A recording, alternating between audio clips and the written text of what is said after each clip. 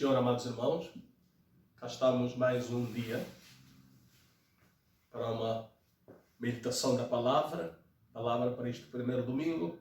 A todos, amados irmãos do Ministério Geração com Propósito e a todos que nos assistem nesta gravação, os saudamos com a paz do Senhor.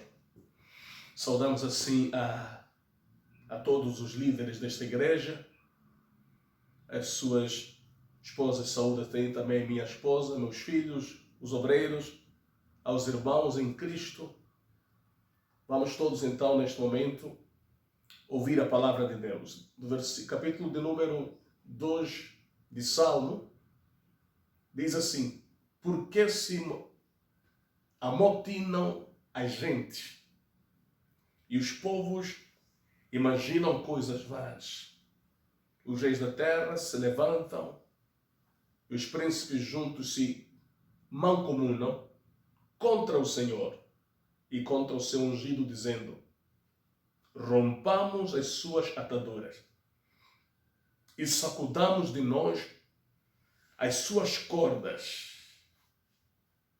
Aquele que habita nos céus se irá, o Senhor zombará deles. Então lhes falará na sua ira e no seu furor os confundirá. Vamos para o versículo 10. Agora, pois, ó reis, sede prudentes, deixai-vos instruir, juízes da terra. Servi ao Senhor com temor e alegrai-vos com tremor. Nós vamos basear-nos no versículo 10. Vamos tirar daqui o tema desta pregação, deste ensino. Hoje, provavelmente, Deus vai nos guiar aqui no ensino. Vamos, então, tirar deste versículo 10 o tema: deixai-vos instruir. Este é o nosso tema, amados irmãos, que nós temos neste dia para avançar com ele. Deixai-vos instruir.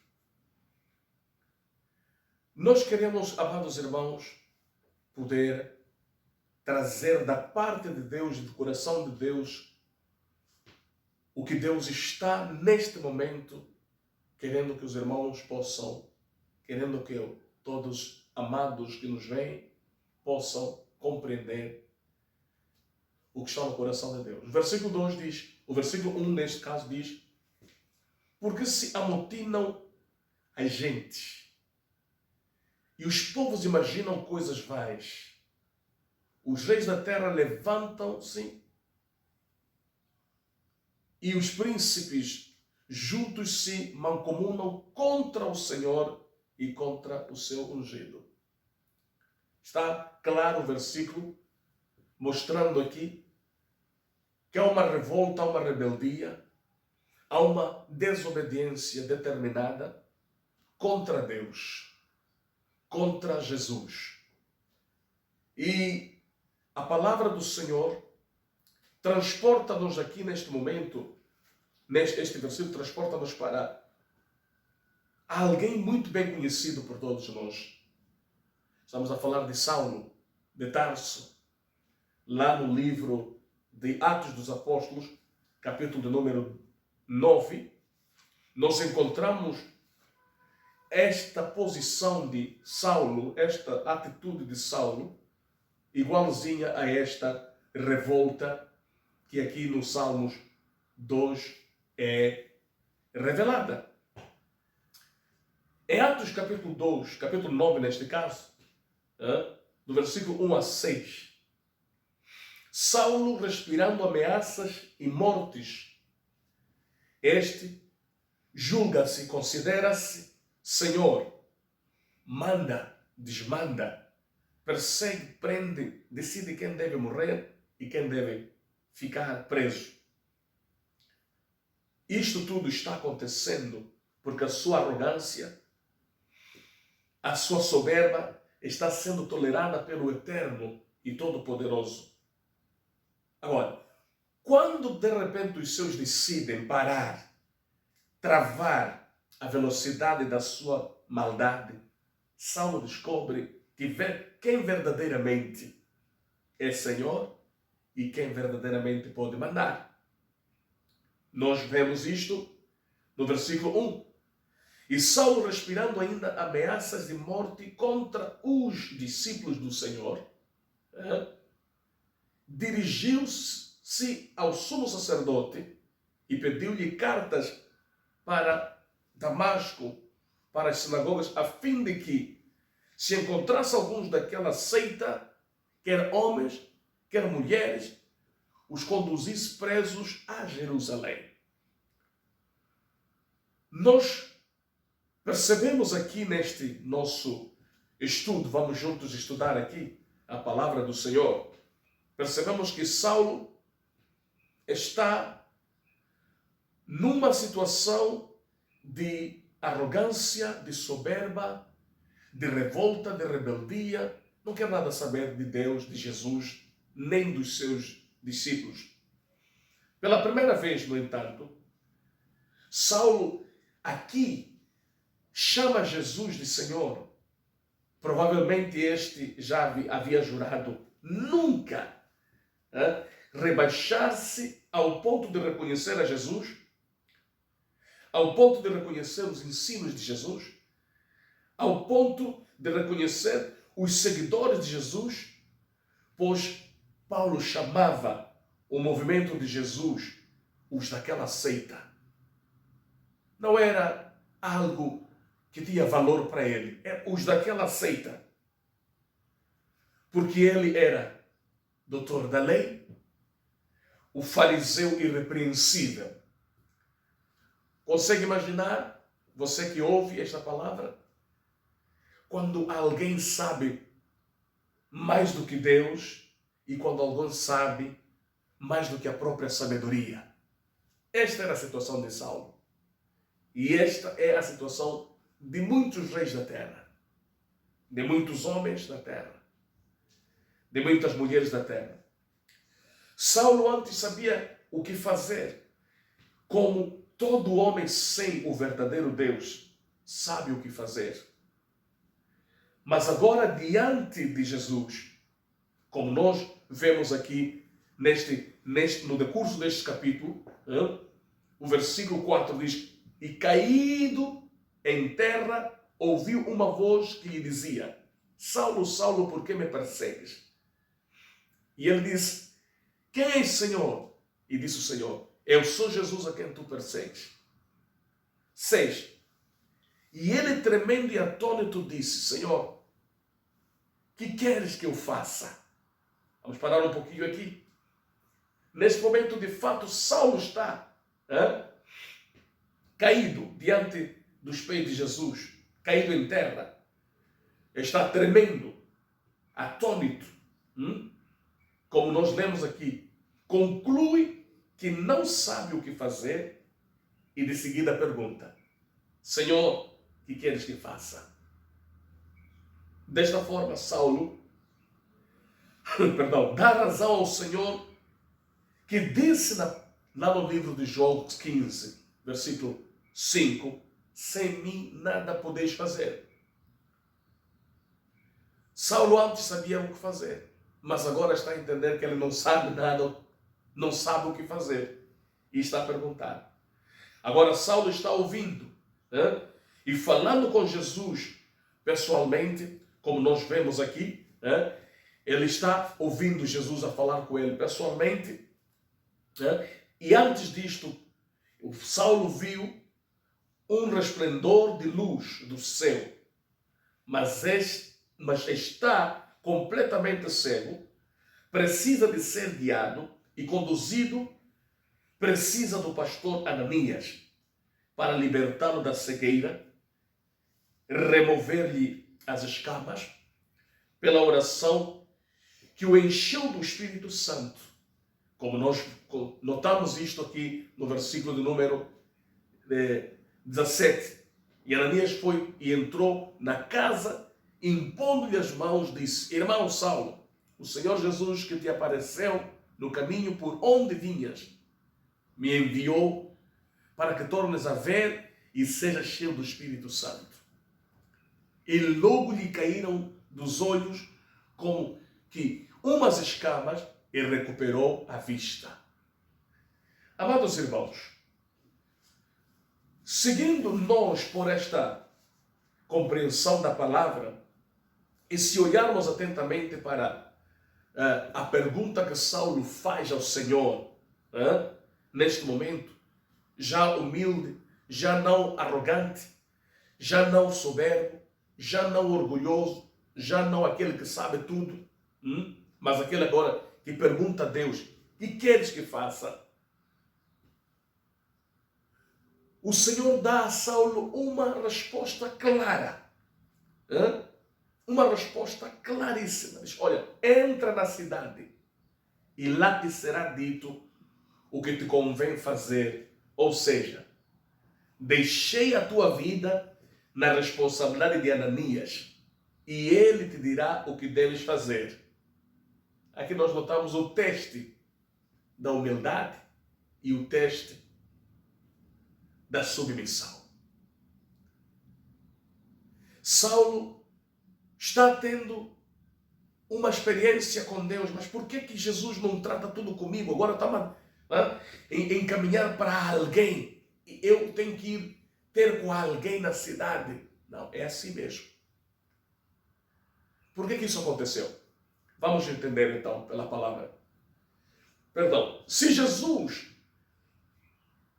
não usasse o seu representante na terra, Ananias, e tratasse pessoalmente tudo com Saulo, provavelmente Saulo fundaria a sua própria seita. Esta é a razão porque existem muitos movimentos em nome de Deus sem enquadramento bíblico, somente baseados em visões, revelações, sonhos e outras experiências que até podem ser de Deus, mas é só um texto sem contexto que leva a pretextos. A Bíblia diz: examinai as Escrituras. Concluindo aqui, se Jesus tratasse com Saulo pessoalmente e não usasse Ananias para ser o intermediário do processo da libertação e da cura de Saulo, Saulo teria dificuldades de submeter-se à liderança de Pedro, o pastor da igreja. Como acima falamos, o teste da humildade e o teste da submissão. Jesus colocou a Saulo. Em Lucas 24, nós encontramos a palavra do Senhor nos ensinando. Vamos lá para Lucas 24, encontramos a palavra do Senhor mais uma vez também nos ensinando aqui. Nós temos dois discípulos de Jesus. São pessoas que têm títulos de discípulo, mas têm várias perguntas, estão confusos, perturbados, tristes ao mesmo tempo, nécios e tardos de coração para crer, ou por outra são incrédulos. Ficando claro que eles não têm capacidade de ajudar ou de despertar um ao outro. O pastor Jesus corre rapidamente para recuperá-los e devolvê-los a Jerusalém. O texto está aqui no livro de Lucas 24. Nós vemos ali. Quando estes reconheceram que precisavam de ajuda, abrindo o seu coração, receberam a explicação. Aqui vem o versículo 27 dizendo assim: começando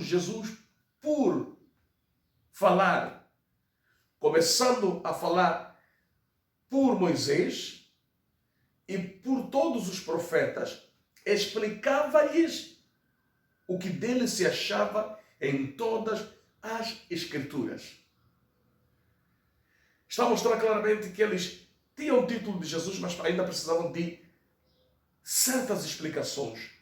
Como disse, estão confusos, perturbados, tristes, ao mesmo tempo estão incrédulos, tardios para acreditar, para crer, tardos de coração para crer.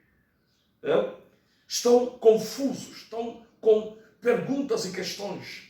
E Jesus Cristo começa a esclarecer a eles. Agora, vamos neste momento só perceber aqui que depois de serem esclarecidos, explicados,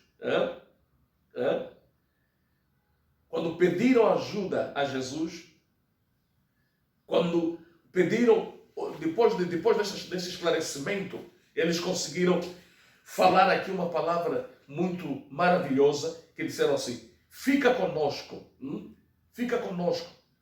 porque já é tarde. Só depois de abertos os olhos, só depois de terem aberto os olhos no meio desta conversa, no meio dessa explicação, eles conseguiram edificar uns aos outros e inclusive conseguiram voltar para Jerusalém, conseguiram ir ao encontro dos apóstolos e edificar aos outros. Estes dois discípulos de caminho de Emaús nos ajudam a entender que nunca é tarde demais para ter Jesus. Que nunca, ou por outra, que nunca é cedo demais para ter Jesus, e que nunca é tarde demais para não ter Jesus. Vou repetir. Nunca é tarde demais para ter Jesus e nunca é, ou por outra, nunca é cedo demais para ter Jesus e nunca é tarde demais para não ter Jesus. Vemos na palavra do Senhor, nós vemos ainda no livro de Atos, capítulo de número 8.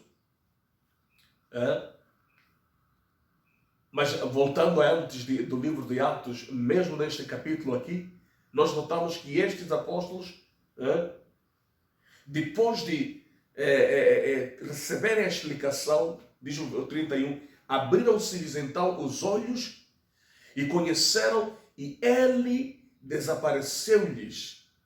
E disseram um ao outro: porventura não ardia em nós o nosso coração quando pelo caminho nos falava e quando nos abria as Escrituras? O detalhe lindo, maravilhoso está aqui.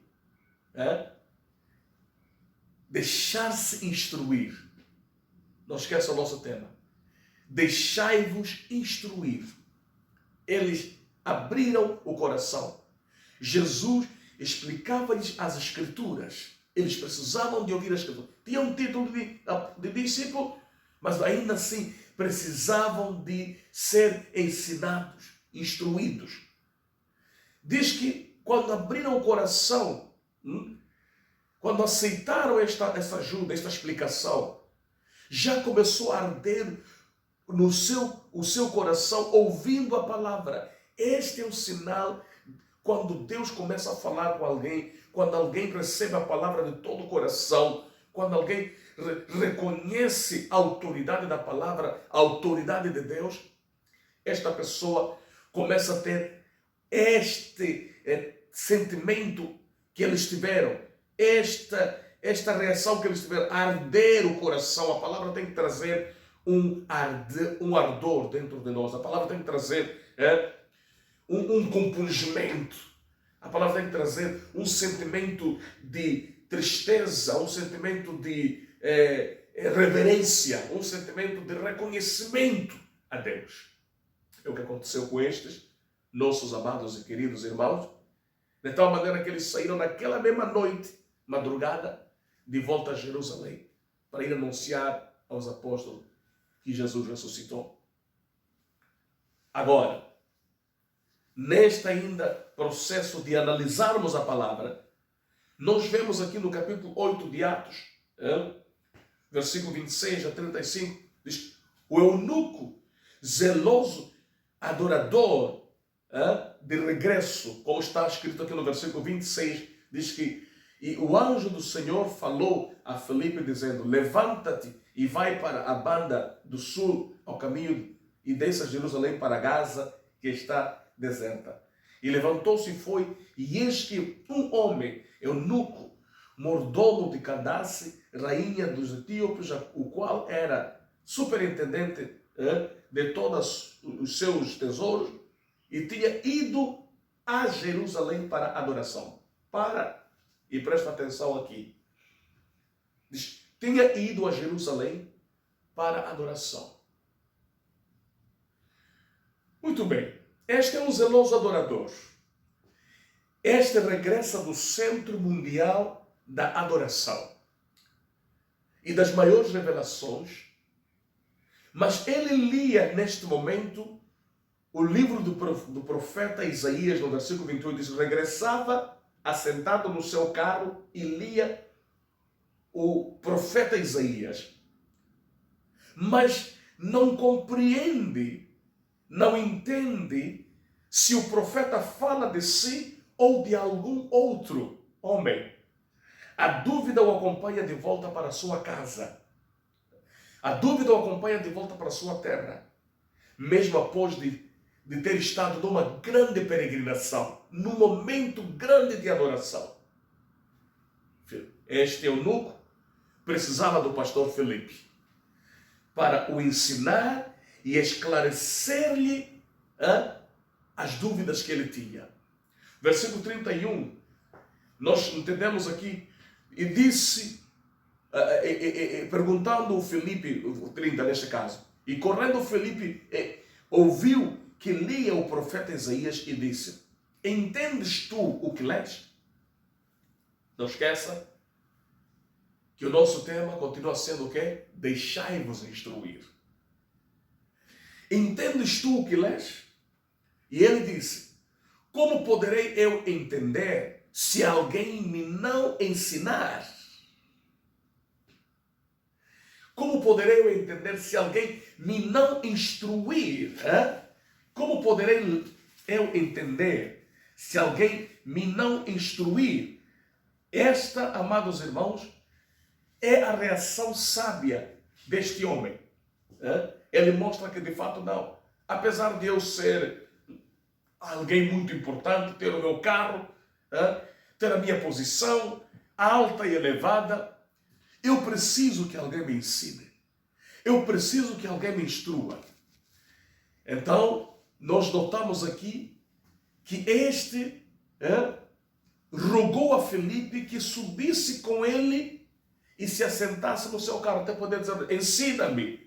Enquanto eu estou andando no meu carro, você vai andando a pé aí, não suba aqui para me trazer nenhuma... talvez vocês, como está aqui no deserto, está sujo, pode me pode me sujar o carro, está a cheirar mal. Não, disse, não, eu rogo-te. Ele rogou o professor para subir no seu carro. Rogou o pastor para subir no seu carro. Rogou o homem de Deus para subir no seu carro e para lhe dar uma instrução, para lhe ensinar a palavra de Deus. A Bíblia nos mostra aqui que no versículo 34, 35, diz que: e respondendo o eunuco a Filipe, disse: rogo-te, de quem diz isto o profeta? De si mesmo ou de algum outro? Então Filipe, abrindo a sua boca e começando nesta escritura, lhe anunciou a Jesus Cristo. Lhe ensinou sobre Jesus Cristo. Lhe ensinou sobre a salvação. Lhe anunciou a salvação. Então, queridos amados irmãos, nós vemos aqui neste momento este eunuco cooperando, abrindo o coração, não fazendo barreira para Deus o alcançar, para a palavra o alcançar. Vamos então rapidamente para mais um ponto importante que nós podemos aqui analisar.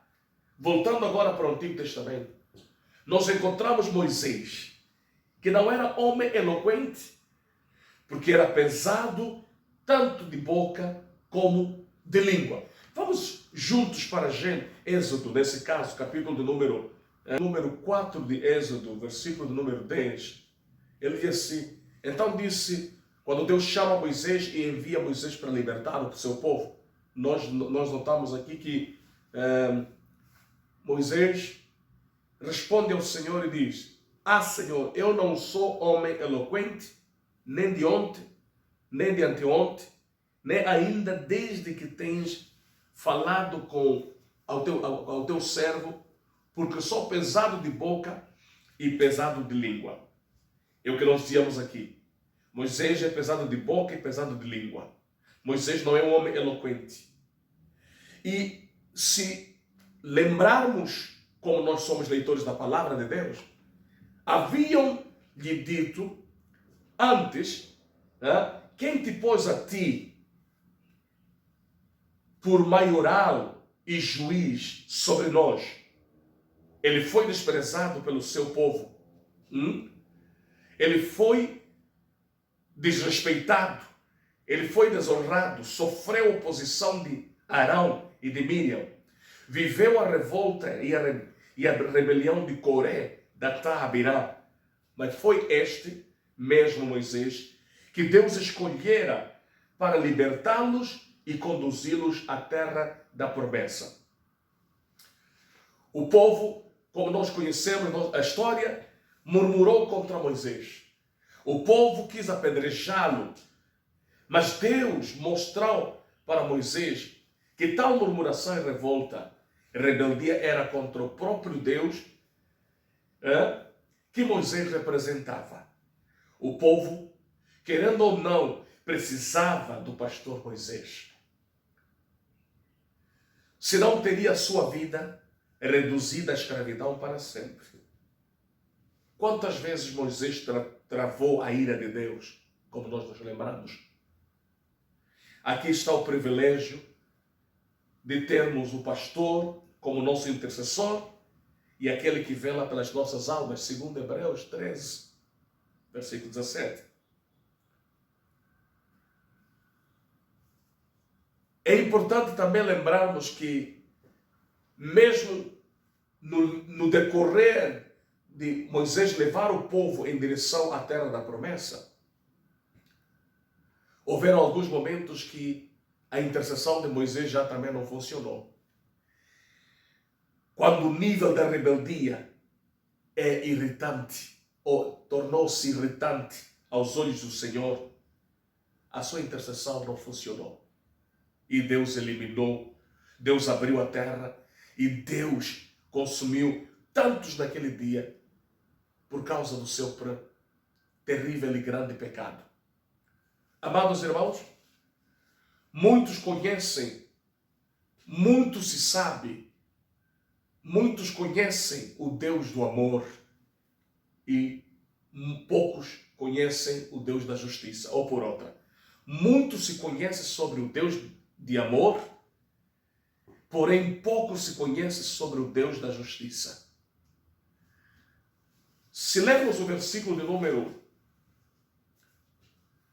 16 de Eclesiastes 7, nós vemos aqui a palavra do Senhor a dizer o seguinte, Eclesiastes 7, diz, não sejas demasiadamente justo, nem demasiadamente sábio, porque te destruirias a ti mesmo.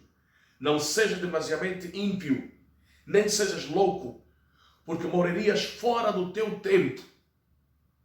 Então nós notamos aqui que a pessoa até pode morrer fora do tempo, ou antes do tempo.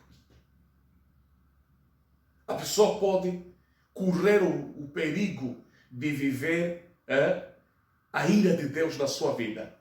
Temos mais um versículo em Jeremias capítulo de número 23, nos ensina também sobre o Deus da justiça.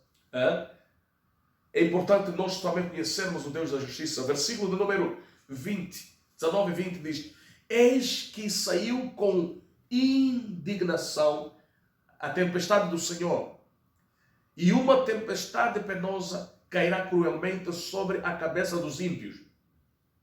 Não se desviará a ira do Senhor até que execute e cumpra os pensamentos do seu coração, e no fim dos dias entendereis isto claramente.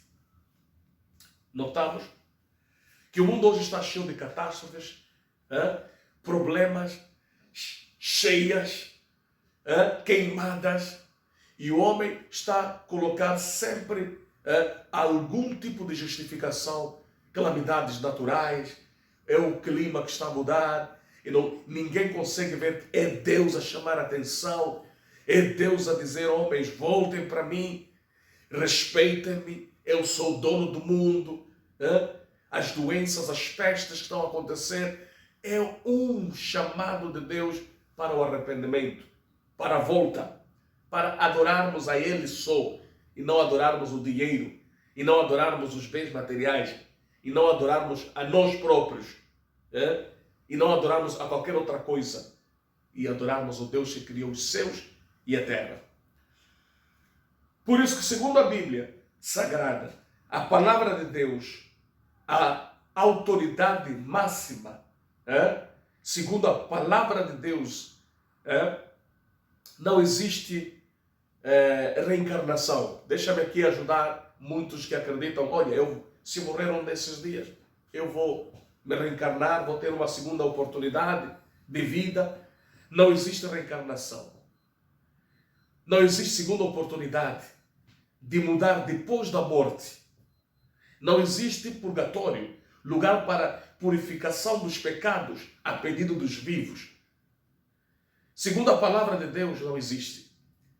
Segundo a palavra de Deus, não existe, ou por outra palavra, não diz que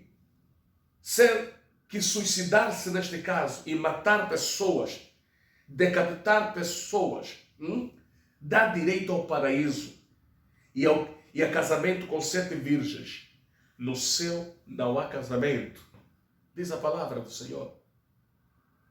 E Deus dá a oportunidade ao homem de reconhecer Jesus, de aceitar Jesus enquanto está vivo, enquanto está pisando esta terra. É aqui onde se faz as decisões para a eternidade. Ou é aqui onde as pessoas devem preparar a sua morada eterna, preparar o seu futuro depois da morte, enquanto se respira. É o tempo que tem que se buscar a Deus, a sério. O diabo está enganando pessoas para viverem irresponsavelmente e nos prazeres desta terra e não temerem a Deus e não temerem ao Deus do juízo. Então o diabo está a enganar muita gente. Vamos prestar atenção, não vamos deixar que nos enganemos ou que sejamos enganados pelo diabo. A Bíblia diz claramente no livro de 2 de Coríntios 10, aliás 5:10, diz que todos devemos comparecer perante o tribunal de Cristo. 2 de Coríntios 5:10, porque todos devemos comparecer perante o tribunal de Cristo, para que cada um receba o que tiver feito por meio do corpo, ou bem ou mal. Há um tribunal que espera todos os seres viventes. E esse tribunal é o tribunal de Cristo. Todos nós, até eu que estou pregando, que estou a falar, você que está a ouvir, grande, pequeno, rico, branco, pobre, todos devemos comparecer perante o tribunal de Cristo, para que cada um receba segundo o que tiver feito por meio do corpo, ou bem ou mal. O que quer dizer que aqueles que fizerem o mal, com certeza, eles vão receber a perdição eterna. Aquilo que as pessoas não gostam de ouvir falar, o inferno. Mas aqueles que fizeram o bem, a palavra deixa claro isto, que serão transportados, serão galardoados para morar no céu. O céu é a recompensa de uma vida com Deus na terra. O que não é fácil. O céu é a recompensa daqueles que se deixam instruir, daqueles que se deixam ensinar. O que não é fácil, largar o mundo, largar o pecado, largar os prazeres desta terra, desta carne, e viver na santidade, no temor do Senhor. Não é fácil. Largar a prostituição, largar os adultérios, largar as bebidas, largar as drogas. Não é fácil. Mas este que larga estas coisas, a maior recompensa de Deus para ele é o céu. Porém, também é recompensado na terra por esse seu procedimento. Então, queridos, ainda o livro de Timóteo capítulo 4, nós vemos aqui no livro de Timóteo, mostrando-nos claramente, no segundo Timóteo, capítulo 4, versículo 1, diz que a última parte diz: conjuro-te, pois, diante de Deus e do Senhor Jesus Cristo, que há de julgar os vivos e os mortos na sua vinda e no seu reino. Na sua vinda e no seu reino. Quem há de julgar os vivos e os mortos? Jesus, na sua vinda e no seu reino. Não existe outro juiz entre os deuses, aliás, entre os vivos e os mortos, senão Jesus. E este versículo nos mostra claramente que ele vai julgar reis, presidentes, governadores, ministros, grandes e pequenos, ricos, pobres, brancos, negros, mulatos, todos estarão passando pelo juízo final. Diz que há de julgar os vivos e os mortos na sua vinda e no seu reino. O nosso tema é deixai-vos instruir. Se nos deixarmos instruir, nós vamos evitar que no último dia sejamos julgados para a perdição, ou sejamos condenados para a perdição, mas possamos ter o privilégio de ser recompensados, galardoados, por termos aprendido na terra, por termos recebido a instrução, cuja instrução mudou nossa vida, cuja instrução transformou nossa vida e nos fez homens e mulheres sábios, homens e mulheres abençoados, porque a melhor sabedoria é esta: é entregar a vida a Jesus, aceitar a Jesus. Não existiria sabedoria melhor do que essa. Como diz a palavra, que sabedoria teriam se desprezaram a palavra de Deus? Quer ser sábio? Aceite a instrução de Deus. Aceite a palavra de Deus. Voltamos agora para o livro de Atos, capítulo 2. Nós estamos fazendo um estudo da palavra de Deus. O nosso tema, ele já diz: deixai-vos instruir. Deixai-vos, ensinar. Deixai-vos instruir. Atos 2, no versículo 37, nós lemos aqui o versículo dizendo: e ouvindo eles isto, compungiram-se em seu coração, perguntaram a Pedro e aos demais apóstolos: que faremos, varões irmãos? Ouvindo eles isto, compungiram-se em seus corações. Que faremos? Perguntaram.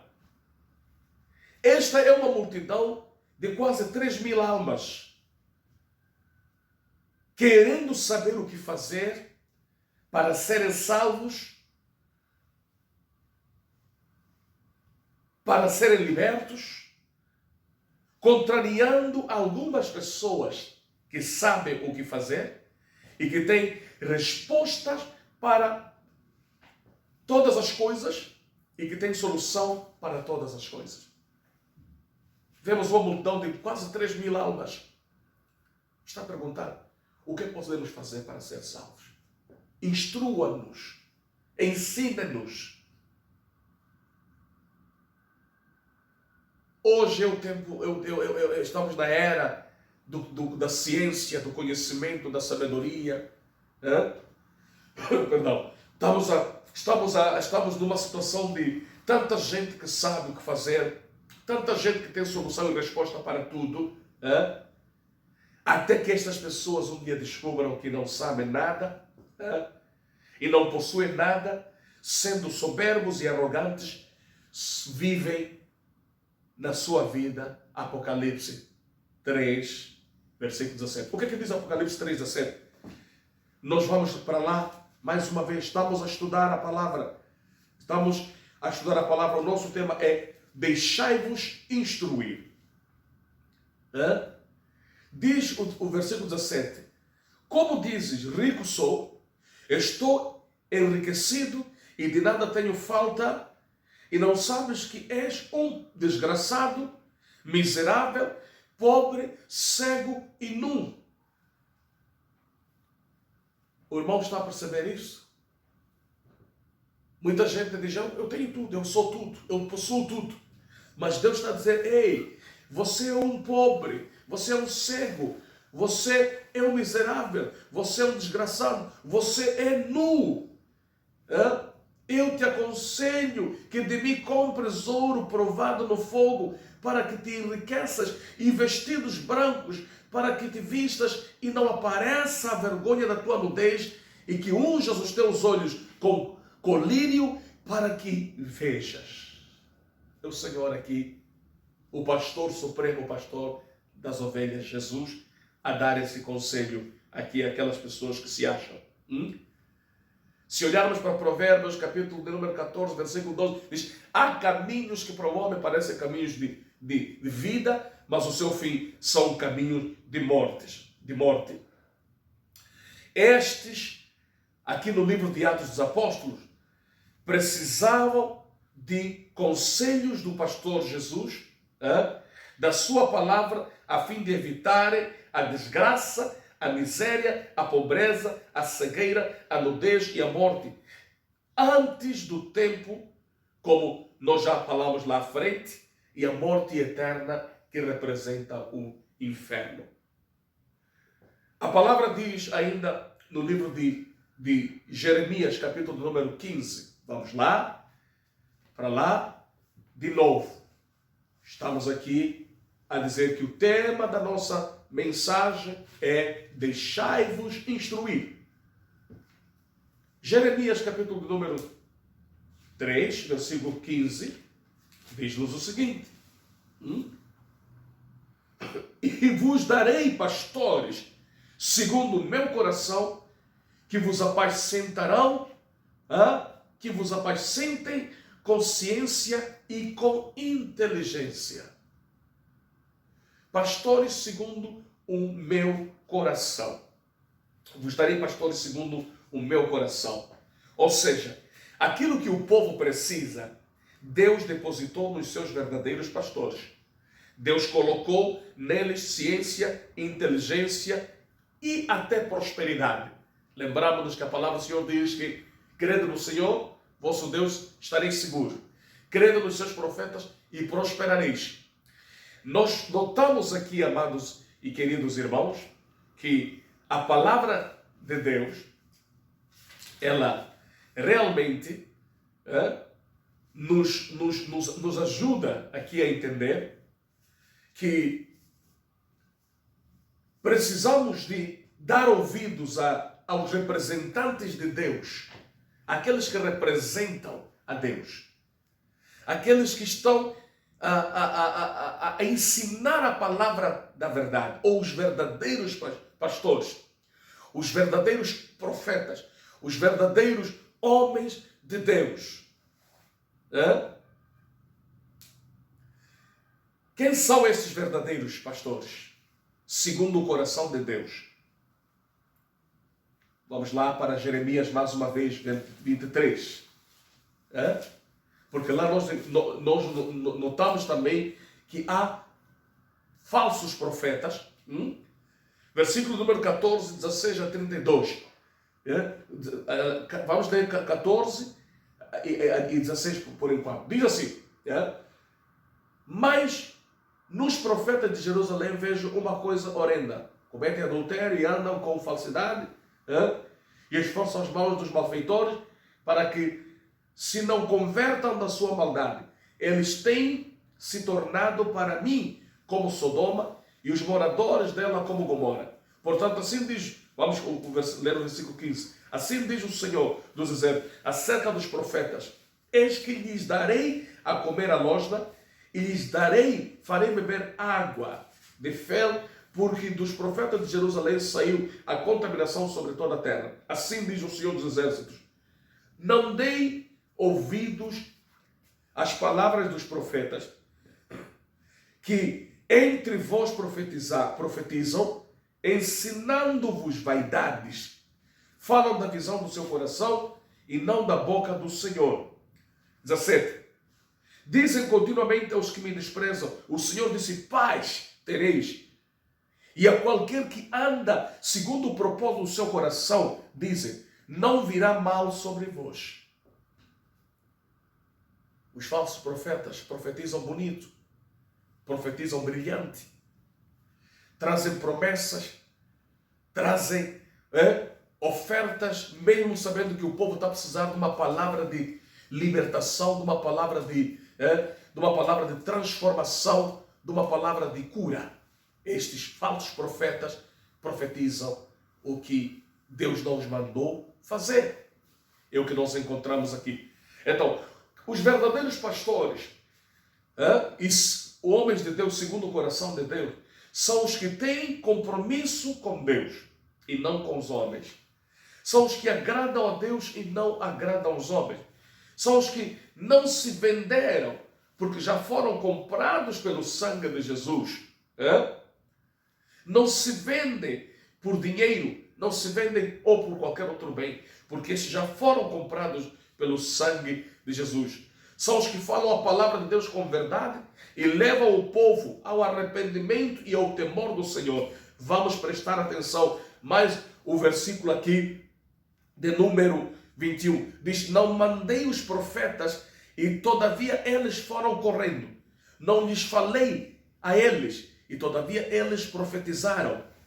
Mas se estivesse no meu conselho, então fariam ouvir as minhas palavras ao meu povo e os fariam voltar do seu mau caminho e da maldade das suas ações.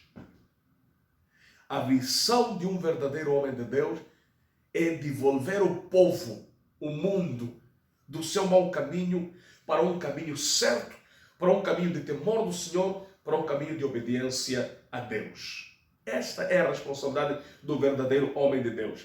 Vamos entender isto ainda, o versículo 29. Diz, não é a minha palavra como o fogo. 28.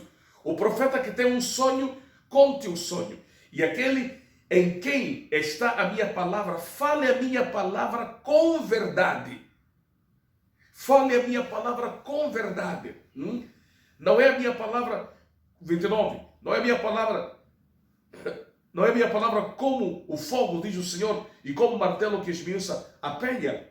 Então, diz, versículo 32, diz, eis que eu sou contra os que profetizam sonhos mentirosos, diz o Senhor, e os contam e fazem errar o meu povo com as suas mentiras e com as suas leviandades, pois eu não os enviei, nem lhes dei ordem, e não trouxeram proveito nenhum a este povo. Deus quer que no fim o povo de Deus seja resgatado.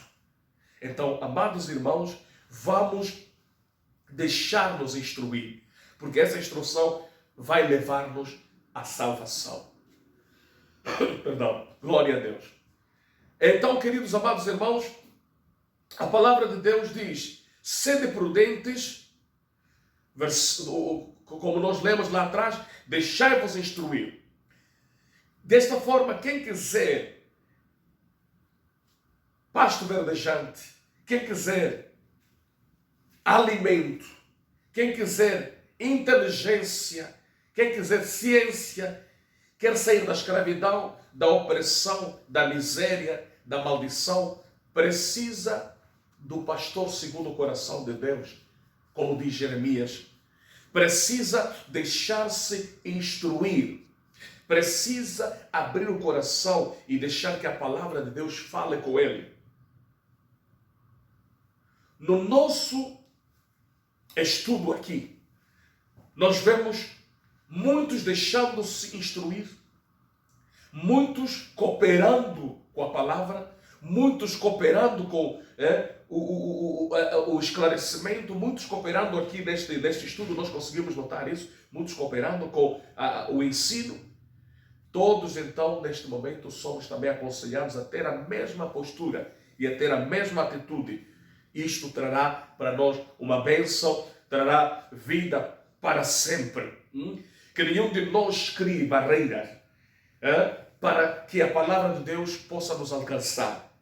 Que nenhum de nós crie obstáculos. A Bíblia diz: deixai-vos instruir. Em outras palavras também, deixai-vos alcançar, deixai-vos guiar, deixai-vos libertar, deixai-vos abençoar. É preciso deixar-se abençoar. É preciso deixar-se instruir. Para terminar a palavra, este nosso estudo, vamos agora para o livro de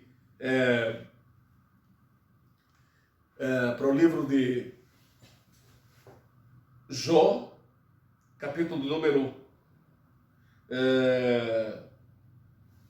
primeiro vamos ler o Timóteo, Timóteo, vamos ler o livro de Timóteo, capítulo número 6, para nós entendermos aqui rapidamente. Estamos agora na reta final. Deixar-vos instruir, a Bíblia diz claramente no livro de Timóteo 6, capítulo 6, versículo número 7, nada trouxemos para o mundo e manifesto é que nada poderemos levar. No livro de Jó, capítulo de número 1, 21, Jó diz assim: não vim para este mundo e não sairei daqui. De maneiras que a nossa maior riqueza não está aqui, está no céu. Precisamos todos de correr, de batalhar para alcançar a vida eterna. Porque todo o dinheiro que nós temos, todos os carros, todos os bens que nós temos, como diz a Bíblia, não viemos, não nós sairemos daqui. Como diz também Timóteo, diz: nada trouxemos para o mundo e manifesto é que nada poderemos levar dele.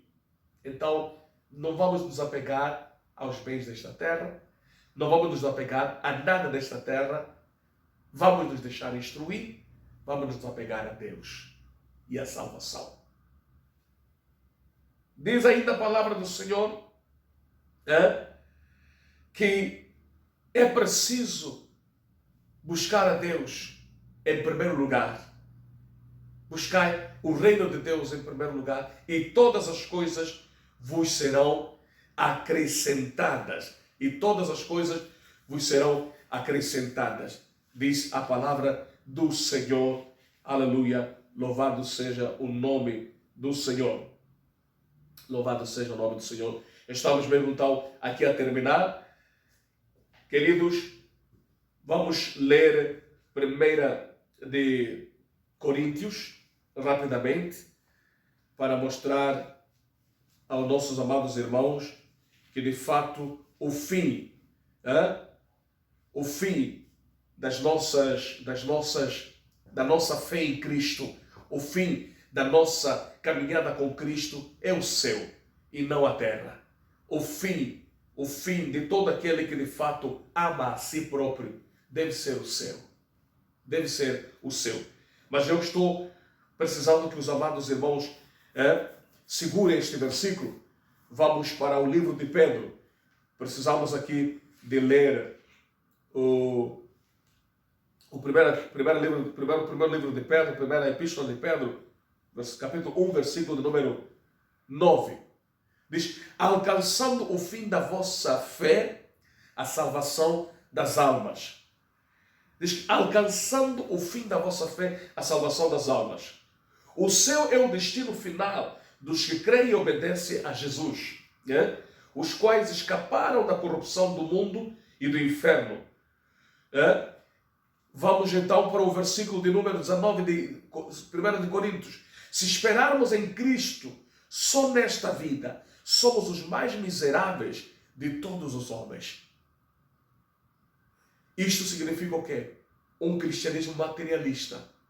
Se esperarmos em Cristo só nesta terra, se o nosso cristianismo baseia-se em termos carro, casa, casamento, riquezas, empresas, e não pensarmos na eternidade no céu, nós somos os mais miseráveis desta terra. É claro que este mesmo Jesus está interessado em abençoar a cada irmão, em suprir cada necessidade do irmão, em abrir portas para o irmão, mas a nossa focalização não pode ser as coisas materiais. O nosso foco não pode ser as coisas da terra. tem que ser a vida eterna. Então, o céu é o destino final dos que creem e obedecem a Jesus. O céu é o destino final de você que se deixa instruir, de você que abre o coração e diz: eu quero aceitar ser ensinado, eu quero conhecer a Deus, eu quero prosseguir em conhecer a Deus. Por isso, o meu conselho é este: invista principalmente para a tua salvação. Perdão. Invista principalmente para o evangelho que te vai levar à salvação. Invista tempo na meditação da palavra, invista tempo na oração, invista teus recursos financeiros para avanço do evangelho, invista para a tua salvação. Invista para aquilo que é eterno. A Bíblia diz que os céus e a terra passarão, mas a minha palavra não passará. Mais uma vez, não esqueça, o nosso tema é: deixai-vos instruir. Que Deus possa abençoar ao nosso irmão, à nossa irmã, a todos que nos ouviram. Eu queria, neste momento, orar por vocês. Pedir que a bênção de Deus repouse sobre as vossas vidas. Pedir que a graça de Deus se manifeste nas vossas vidas. Que o Senhor possa se revelar nas vossas vidas. Creio que nós conseguimos acompanhar este estudo, este ensino. E se o coração do irmão ou da irmã for um coração humilde, como destes aqui que se deixaram ensinar, e não escolheram ser como estes reis, estes homens e mulheres que disseram: vamos nos revoltar, vamos nos rebelar contra Deus, como os Salmos aqui mostra claramente isso. Não queremos Deus aqui no nosso meio, não queremos que Ele reine aqui, não queremos que Ele domine. Diz aqui: rompamos as suas ataduras, sacudamos de nós as suas cordas. Em outras palavras, não queremos o domínio de Deus, não queremos o reino de Deus, não queremos ser ensinados por Deus, não queremos saber nada de Deus, nada de Jesus.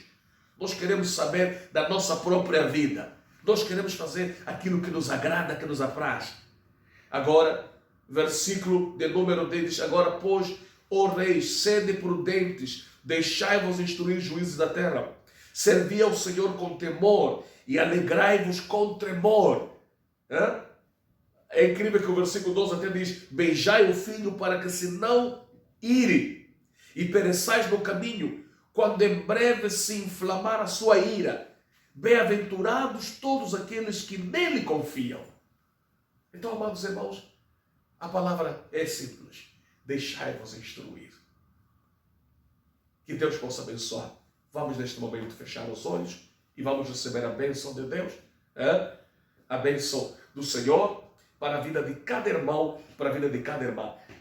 Considerando que estamos hoje a fazer esta gravação para o nosso culto do primeiro domingo, em que nós todos, amados irmãos, recebemos aqui a bênção e recebemos a palavra com o nosso pastor. Pai, no nome de Jesus, eu quero declarar nesta hora, Senhor Todo-Poderoso, a Tua bênção sobre o Teu povo.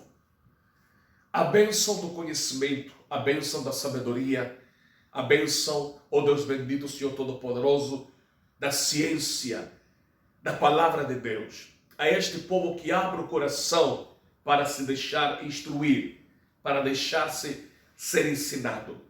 Os abençoa, Senhor. Revela-te nas suas vidas. Manifesta a tua fidelidade sobre eles. Que não haja nenhum coração duro para se apartar do Senhor.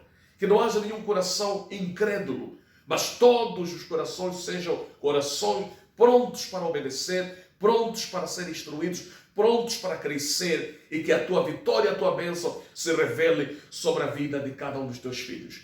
Leva-os, Papai do céu, de bênção em bênção, leva-os de prosperidade em prosperidade, leva-os de vitória em vitória, leva-os, Papai, de conquista em conquista, leva-os de crescimento em crescimento, de sabedoria em sabedoria, de ciência em ciência, leva-os de conhecimento em conhecimento, a mente de Cristo sobre eles, a tua presença, o teu Espírito os guiando a toda a verdade, ao temor do Senhor, em nome de Jesus. Que haja, Senhor Todo-Poderoso, nas suas vidas tudo o que este povo precisa, acima de tudo, que de fato, Senhor, vivam na obediência da palavra e na instrução da palavra, e possam crescer e assim ser abençoados. Em nome de Jesus, oramos e agradecemos nesta hora e eu abençoo o teu povo em teu nome, em nome de Jesus. Amém. Então, amados irmãos, nós estamos aqui nesta oração, terminando o nosso estudo aqui, a palavra de Deus. Que Deus possa abençoar a cada um de vocês e levar-lhes uma oportunidade de crescer mais espiritualmente e de ser em todos os sentidos abençoados. Que Deus possa abençoar. Vamos continuar a nos proteger do coronavírus e vamos continuar a orar 1 hora em casa, a ler a Bíblia todos os dias e a ganhar almas todos os dias e a preparar-nos para morar no céu. Que Deus possa abençoar. Amém.